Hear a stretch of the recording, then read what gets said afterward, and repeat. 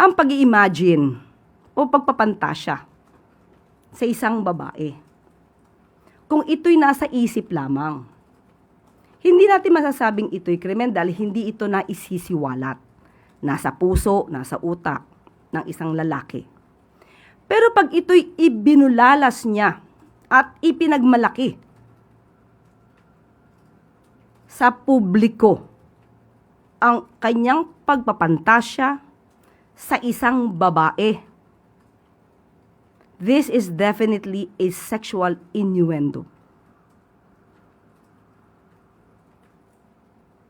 Hindi po ito masasabing walang krimen.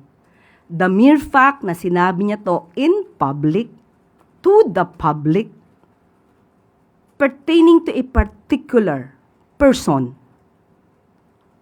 it is already covered by Safe Spaces Act. So, hindi pwedeng sabihin na walang krimen kung ito'y ibinulalas at ipinagmalaki pa sa publiko ang isang pagpapantasya sa isang babae.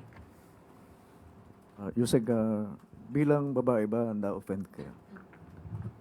Na-offend ako para sa lahat ng kababaihan, lalo na kung ipagmamalaki pa na karangalan ng isang babae na siya ay pagpantasyahan. Dapat ba bang ipagpasalamat na ang lalaki ay nag-iisip ng malaswa sa iyong pagkababae?